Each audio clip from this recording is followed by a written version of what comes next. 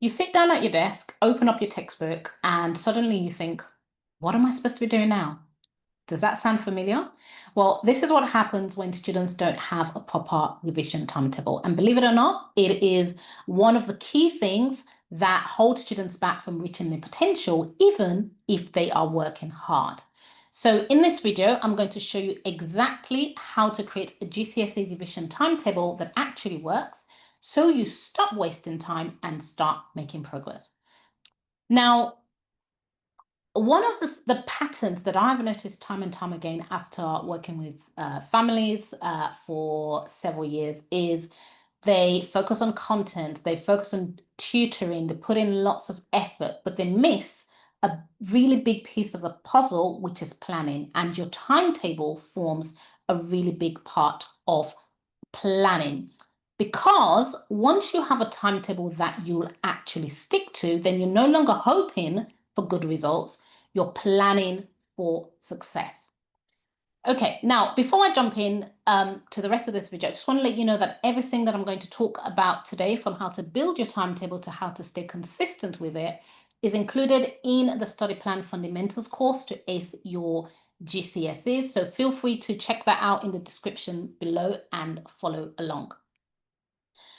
Now, I just want to have a quick pause so that we can, there's so many reasons why having a timetable is important, but I just want to talk about some, 3 quick reasons why timetable is important, and then I'll dive in to showing you how to create a timetable.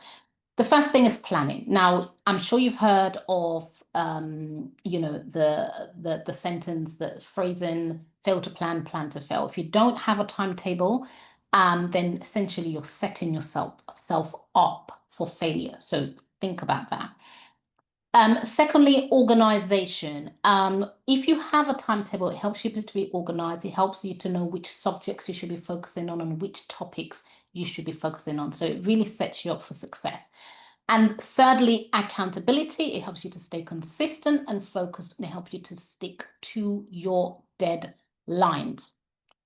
Now, before I go ahead and show you how to create a timetable, I just want to quickly show you what, I just want to quickly give you an example of a bad timetable.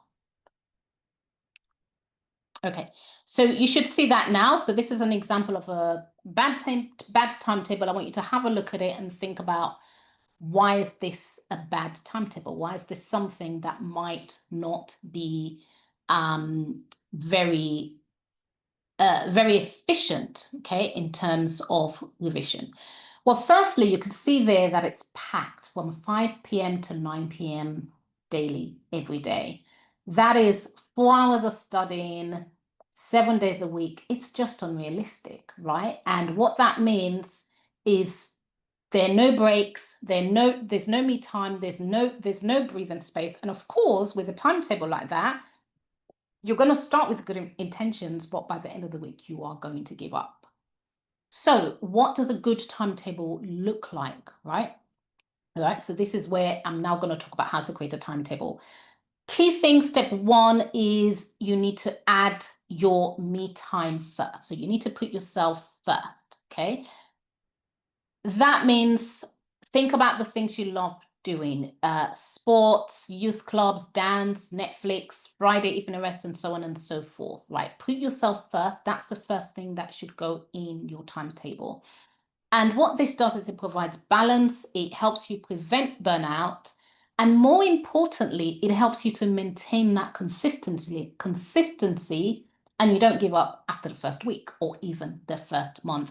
And actually, I came across a study that showed that GCSE students who put me first, so who actually took some time out to focus on themselves first on their timetable, outperformed others. So doing this step is really, really crucial.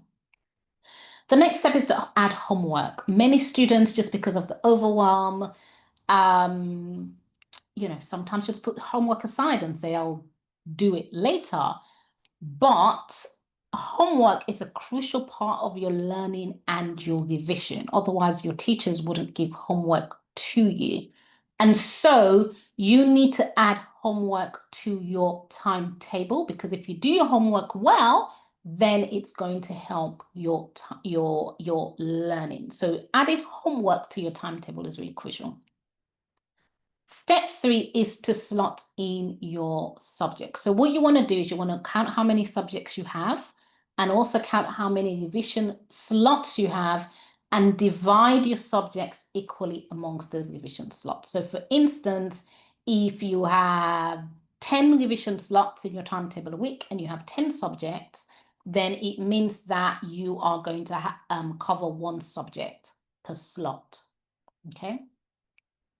Now, a really key thing to note here, though, is to be aware of your most challenging topics, and you're going to want to allocate more slots to those more challenging subjects. And a good way to deal with this is you can create like a second timetable, so like a week 2 timetable to balance it all out. So let's say, for instance, physics is one of your weakest, your weakest subjects, your the subjects that you find most difficult.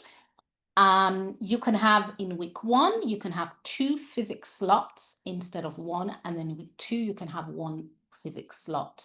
So over that 2-week period, you're covering physics 3 times, whereas another subject that you might be fine with, like history, you're covering it 2 times, 1 each week. Okay. Now, as a science teacher, something that I think is really, really important to get in at this point is please, please, please, please, please do not treat combined science as one subject, because combined science is not one subject. It is 3 separate subjects: biology, chemistry, and physics. So when you are doing your timetable and inputting your subjects in your timetable, please separate out the science subjects, because it's going to give you time to cover them all. And it's also going to help you see which of the science subjects you struggle with the most. Okay. Now, aim for 2 hours maximum when you on your timetable. So 2 hours maximum a day, 5 days a week. And when I say maximum, I mean maximum. I don't mean you need to revise 2 hours every single day. Maximum. And then as you're having mocks and exams, as it comes closer to that, then you want to increase it up to 3 to 4 hours. So hopefully you can see there how, the timetable is a little bit balanced. Actually, what I'm going to do here is I'm going to quickly share timetable that I did with one of my students. So I'm just going to sort of quickly share this. So this was the same student, and this was her initial timetable that she gave me, where she just completely piled it up. And then when we work together, you can see that she's really put her homework as number 1. So we're not missing out on homework, because that is part of your revision. She was doing science tutoring 2 days a week, so she's put that in. And then she's included her subjects, and you can see she's put in what I call me time, so lots of breaks. So on Saturday, maybe just a little bit of work, but all of that, for herself. Sunday for herself as well. And she's got a second week timetable where I think it was physics. Yes, she was struggling with physics, maybe maths. So you can see she's got 2 slots there for physics and maths, and I think a little less on the during the first week. So that there is just to give you an example of what a good timetable should look like. Okay, but there is a problem with the timetables, and it's the huge problem, you guessed it, is one of those things where students kind of build the momentum, they create it, they set it, and then they forget it, right? So you need something that would actually help you to take action, okay? And that's where this timetable that they call the retrospective timetable comes in. You don't need to worry about the phrase, the word. All you need to know is that the easiest way to do a timetable like this is to create a spreadsheet that lists your main topics by subject, and then you rank them based on how comfortable you are with them. Okay, so normally the best way to do this is to do like a red, if you're like, you have no clue about this subject, an amber if you're sort of like there 50 to 60%, and a green if you feel quite confident. Okay, now this is the part that is going to help you use that timetable that you created earlier, right? The normal timetable that we're used to, so you actually make progress. This is the key part. This is where every single week you want to go in and identify 1 to 2 red topics and then focus on that subject. So 1 to 2 things that you've highlighted red, and then focus on that subject. And once you've covered all your red topics, go back and re-rag. So rag means red, amber, green.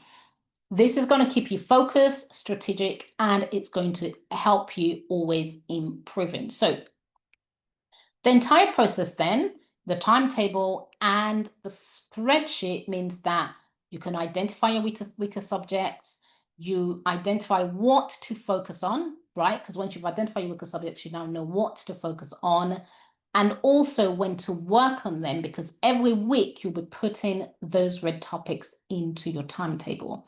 Okay, so this means you're strategically, on a weekly basis, focusing on that 20% of content that would help to raise your marks. And it means that you're less likely to just go back and review something that you already know. So the following this entire method is really, really super powerful. So just to combine both timetables, then the full system is going to look something like this. 1, your weekly timetable, which is what I went through earlier, the classic timetable that we know. This is going to tell you when to revise, right? Because you have your time there. How long you need to revise. Is it 20 minutes or an hour or whatever? What subjects you should focus on.